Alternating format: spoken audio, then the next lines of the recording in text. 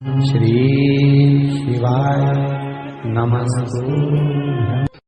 जितने लोग आस्था चैनल पर सुन रहे हैं और जितने लोग फेसबुक यूट्यूब पर सुन रहे हैं और जितने लोग इस पंडाल में सुन रहे हैं और इस पंडाल के बाहर 7 स्थान शिवलिंग के बताए हैं जहां पर भूल से भी अगर कोई चंदन की उंगलियां लगा देता है, 7 स्थान ऐसे हैं जहां चंदन की मात्र उंगलियां लगा देने से ही शिव पितृलोक के पितरों को मुक्ति प्रदान करके बैकुंठ लोक का निवास हो गया। 7 स्थान।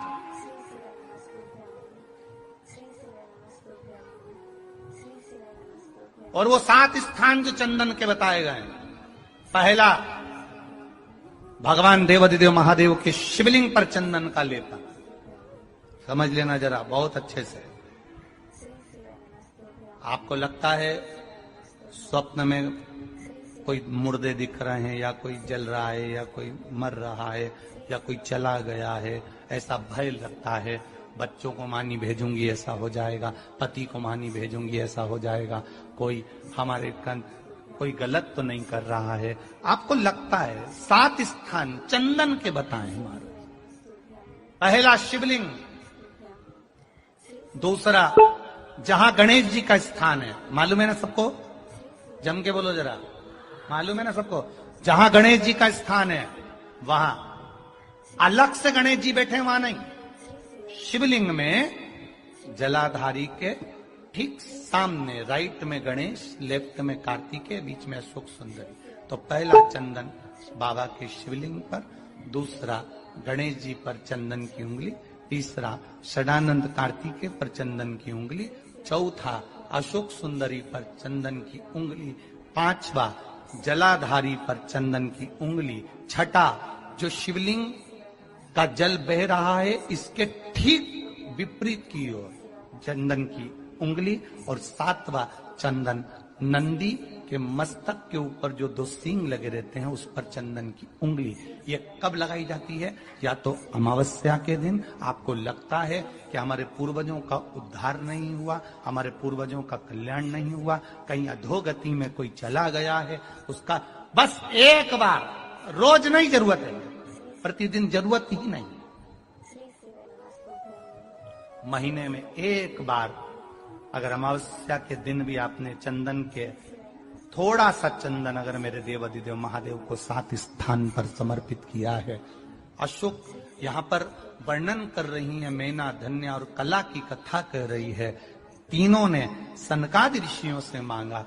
चंदन भगवान को अति प्रिय होता है और चंदन ही एक ऐसा होता है जो पितरों को भी प्रिय होता है, जिसका स्पर्श मात्र लगने से पूर्वजों का कल्याण हो जाता है, वो चंदन है। तो आप लोग जो पशुपति व्रत कर रहे हो या कोई भी उपास करते हो, कई लोग कहते हैं हमने करा नहीं हुआ।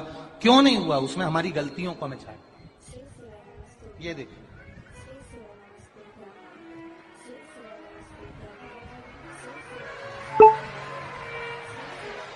अब जैसे ये शिवलिंग रखा है, आपने जल चढ़ाया, अब जल आप यहां से चढ़ा रहे हो तो धीरे धीरे धीरे धीरे चढ़ाएं जिससे छींटे बाहर ना, यहां तक छींटे रहे ना, जलाधारी तक चलेगा, बाहर ना जाए। और एक बात का स्मरण रहे, यदि बेलपत्री, फूल, पत्ती जल चढ़ाने के बाद ये सब अगर नीचे गिर जाए, जलाधारी पर गिर गया या नीचे उतर गया, तुम्हारा पूरा जल चढ़ जाए, तुम्हारे पास में चंदन नहीं है, अबीर नहीं है, गुलाल नहीं है, कुछ भी नहीं हो, तो भी अपने हाथ की 3 उंगलियों से रेखा 3 खींचकर और फिर जो माला आदिकादिक भगवान की रखी थी उसी से भगवान का वापिस पूरा श्रृंगार कर कर फिर वापिस आइए। भगवान को पूर्ण श्रृंगार,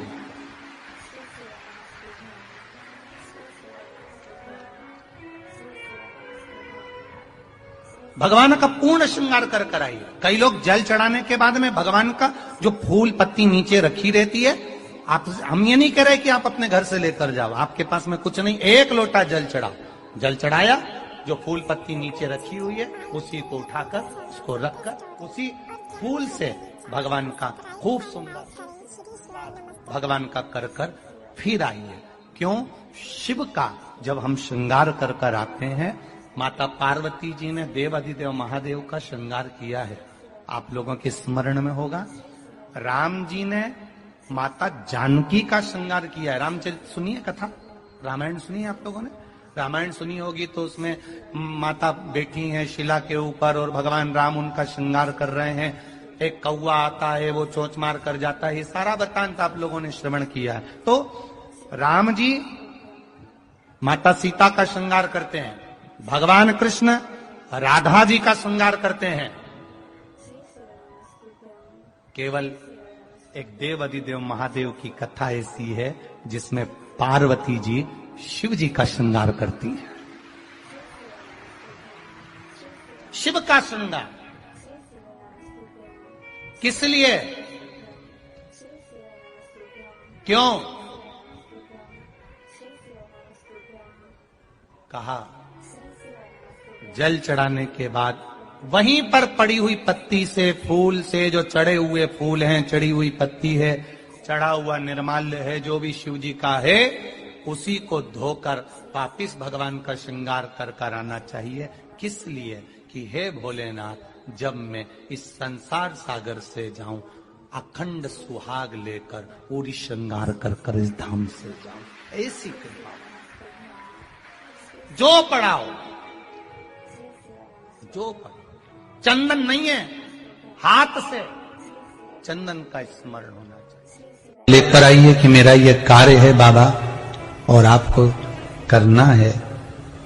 लाखों के दुखड़े जो तू हर गया डमरू वाले, फिर मेरे दुखड़ों को देखकर क्यों डर गया डमरू वाले। और शिव महापुराण की यही सबसे बड़ी आनंदता कि आपको आग लगे बस्ती में और अपन रहो, अपने मस्त रहिए। जो ज्यादा गाली दे, ताना दे, अपशब्द बोले, जो तुमको ताने पर ताना दे, तुम और जोरदार खजूर वाली चोटी बना और ऐसा बख्तल लगाओ ऐसा वाला, और फिर निकलो, बोलते रहे, बोले तो अपन तो अपनी भक्ति करो, शंकर के भजन में डूबे रहो, राम नाम कृष्ण नाम में डूबो, ने क्या करना।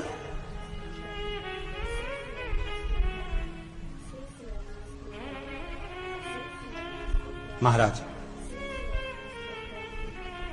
राम की दृष्टि में शंकर बड़े हैं, शंकर की दृष्टि में राम बड़े हैं, कृष्ण की दृष्टि में शिव बड़े हैं, शिव की दृष्टि में कृष्ण बड़े हैं। क्योंकि भगवान कह रहे हैं मुझसे बड़ा मेरा भक्त होता है, भक्त मुझसे बड़ा है। तो जो भगवान की भक्ति करता है भगवान उसको बड़ा समझ लेता है।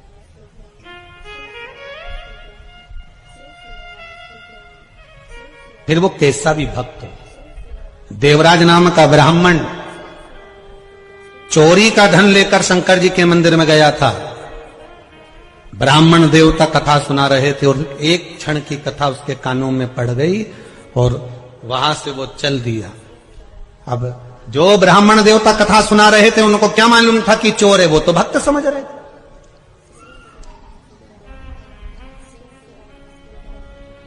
उनको नहीं मालूम कि ये चोर है, उनको तो भक्त समझ।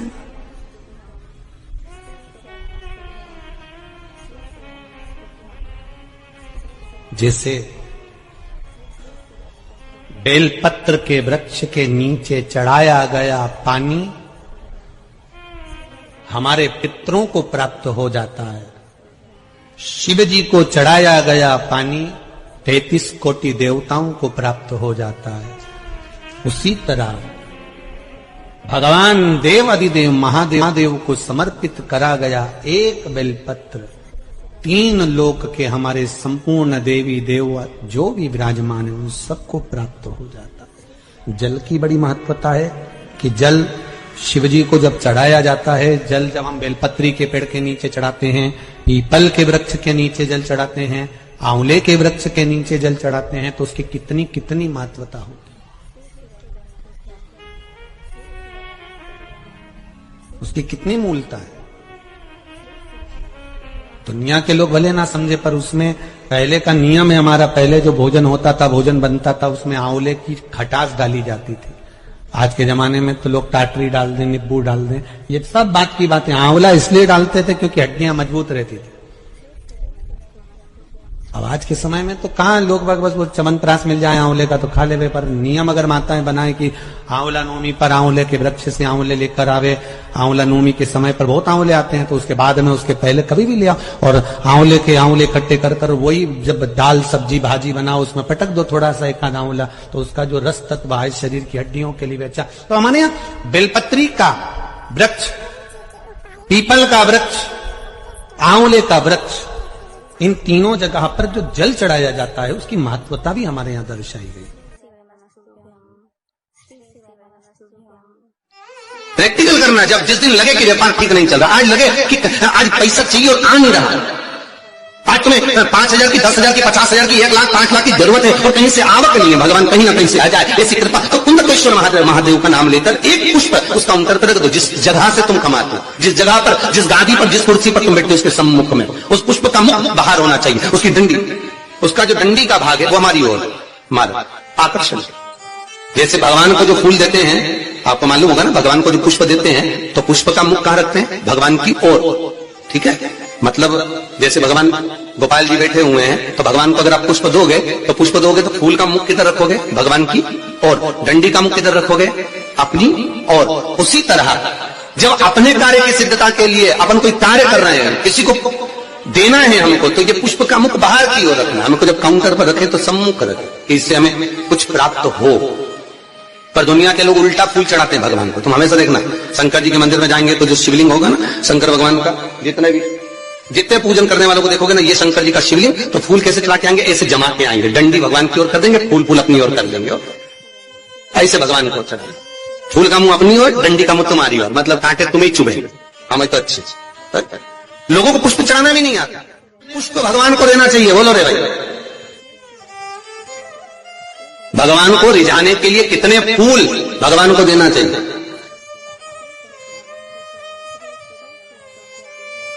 बोलो तो, कितने पुष्प भगवान को समर्पित करना चाहिए? महाराज, भगवान को कितने पुष्प देना चाहिए रिझाने के लिए? भगवान को, अभी यहां से आवाज आई थी, 4 पुष्प भगवान को समर्पित करना चाहिए। कितने पुष्प? 4। बचपन, जवानी, अधेड़ी और बुढ़ापा, 4 अवस्था संवारने के लिए भगवान को 4 पुष्प दिए जाते हैं। पुष्प देते समय जिस दिन तुम भगवान को पुष्प दे रहे हो उस दिन हमें कुछ भी नहीं कहना, हमारी तरफ से ये पुष्प भगवान से कहे। पुष्प भगवान से क्या कहता है कि भगवान मुझ में जैसी सुगंध है वैसी इसके जीवन में सुगंध देना। पुष्प कहता है भगवान जैसी मुझ में ताजगी है इसके जीवन में वैसी ताजगी देना। पुष्प कहता है भगवान जैसे मेरी पत्तियों में रस है इसके जीवन में खुशियों का रस भर देना। ये पुष्प कहता है भगवान से। हमें नहीं कहना भगवान से, भगवान को पुष्प दे दिया तो भगवान समझ गए। अब पहले कौन सी कंजन कहा शादी में गए थे राम, तो याद आया स्टेज पे ऐसा लड़का घुटना टेक के, हाँ ऐसे तो फूल था, राम ऐसे दे रहा है। तो हमने पूछ लिया भैया ये हमारे यहाँ तो ब्याह में जब भावर होती है उसके पहले जयमाला कराते हैं, माला पिना देते हैं, तो ये फूल मूल का चक्कर तो हमको समझ में नहीं आया। तो हमने पूछा ये फूल काय को दिया है? तो कहा गुरु जी समर्पण के लिए दिया। हमने कहा बहुत बढ़िया। तो हमने कहा गोभी का दे देता तो सब्जी तो बन जाता। हम समर्पण के भाई देव मना नहीं है, पर हमारे यहाँ ऐसा विधान नहीं है एक फूल वगैरह देने का।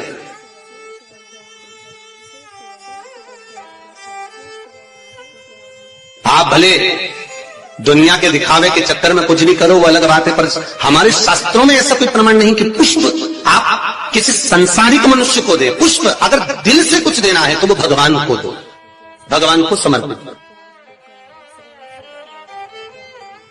हाँ कोई गुरु है, सतगुरु है, हम तो उनके लिए भी कहेंगे अगर कोई गुरुजन आया तो उसको पुष्प देने की जगह पत्तियां निकालकर उसके चरणों में बिछा दीजिए महाराज, गुरु के चरणार। जैसे शबरी अम्बा, आप ही की यहाँ की शबरी अम्बा रोज सेज बिछाती थी, बुआरी काटती, लगाती, भगवान के लिए सेज बिछा कर रखती। भगवान आएंगे इंतजार करती, बाट जोती आएंगे, और भगवान आए,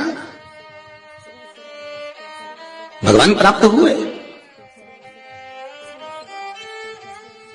और जब शबरी अम्बा के दरवाजे पर जैसे भगवान के लिए पुष्प बिखेर देती है, आप भी गुरुजन के लिए, परमात्मा के सुख के लिए। आप ये नहीं कि भगवान को बहुत कुछ दो, भगवान को अगर 4 पुष्प भी दे रहे हो तो बहुत है, और पुष्प भी नहीं तो एक पंखड़ी भी आप भगवान को दे रहे हो तो भी चलेगा। तो यहाँ तो शिव महापुराण में तो ये भी नहीं लिखा कि पंखड़ी भी दो, शिव महापुराण तो कहती है अपना दिल दो भगवान, क्या दो? अपना मन, अपना हृदय भगवान को दे दो। भगवान को संपदा नहीं, धन नहीं, दौलत नहीं, सत्ता नहीं, तुम्हारा वैभव नहीं, कुछ भी नहीं चाहिए। जो तुम पैसा चढ़ा रहे हो वो भी भगवान को नहीं चाहिए, जो तुम वस्त्र चढ़ा रहे हो वो भी भगवान को नहीं चाहिए, जो तुम आभूषण चढ़ा रहे हो वो भी भगवान को नहीं। भगवान तो करें हृदय दे मुझको, निर्मल मन सो मोहि पावा, आपका चित्त मुझे दे, और वो भी अच्छा देना। देखो हृदय भी देना तो अच्छा देना है, और भगवान को वो दो जो भगवान के पास में नहीं है। हम भगवान को वो देते हैं जो भगवान के पास में। लिया जरा वो फूल ले जाओ, भगवान को गेंदा का फूल चढ़ा दो, माला चढ़ा दो, ये चढ़ा दो। तो भगवान को, भगवान से भी तो पूछो तुम्हें अच्छा क्या लगता है, बताओ हम तुमने तुम्हारे लिए वो लेकर आएंगे। कभी भगवान से कहो जा, अरे भाई तुम्हारे पास में अगर लाल कलर की साड़ी है और कोई तुम्हें लाल कलर की साड़ी दे दे तो तुम तैयार करोगी क्या? अरे बोलो तो, तुम्हारे पास तो पहले से अलमारी में 25-30 साड़ियां लाल कलर की रखी है। कोई पीली दे दे तो तुम तैयार नहीं करोगे। हाँ, ऐसा कोई कलर हो जो कलर तुम्हारे पास में नहीं है और किसी ने दिया तो तुमने उसमें तुरंत फाल पीको सब लगवा लोगों के तैयारी करके वो तुरंत रख दिया। बोलो रखोगी कि रखोगी? और मालूम पड़े किसी ने लाल साड़ी दे दी, पीली दे दी, नीली दे दी, जो तुम्हारे पास में पहले से थी, और अच्छी साड़ी थी तो तुमने बहू को दे दी। बोलो दी कि नहीं दी? तुम्हारे तो काम आ नहीं रही तो तुमने बहू को दे दी, और अच्छी थी तो बेटी को दे दी। थोड़ी भी साड़ी अगर गड़बड़ थी तो भागवत जी को चढ़ा देना, ठीक है, तो भागवत पे चढ़ा होता है। कोई ने पूछा था कि गुरुजी ये दुनिया के लोग आरती में ही खोटा सिक्का क्यों चढ़ाते हैं? मंदिर में लोग खोटा सिक्का क्यों चढ़ाते? फटा हुआ नोट, खोटा सिक्का मंदिर में चढ़ाएंगे, धर्म की जगह पर चढ़ाएंगे, अच्छी जगह पर कहीं नहीं देंगे। पर तो हमने कहा भाई सीधी सीधी बात है, जो दुनिया में कहीं नहीं चलता वो इसी के पास चलता।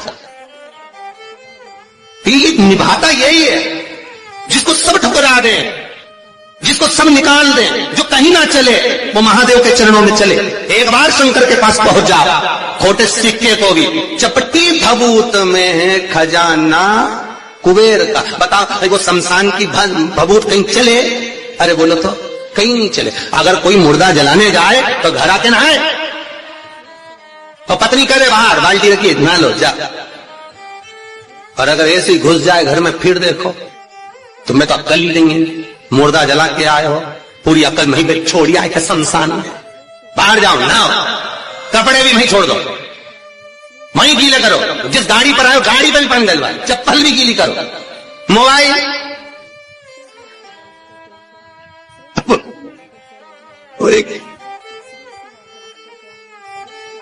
पता नहीं बोली धीरे से मारा तो मैं पानी छीट दूंगी।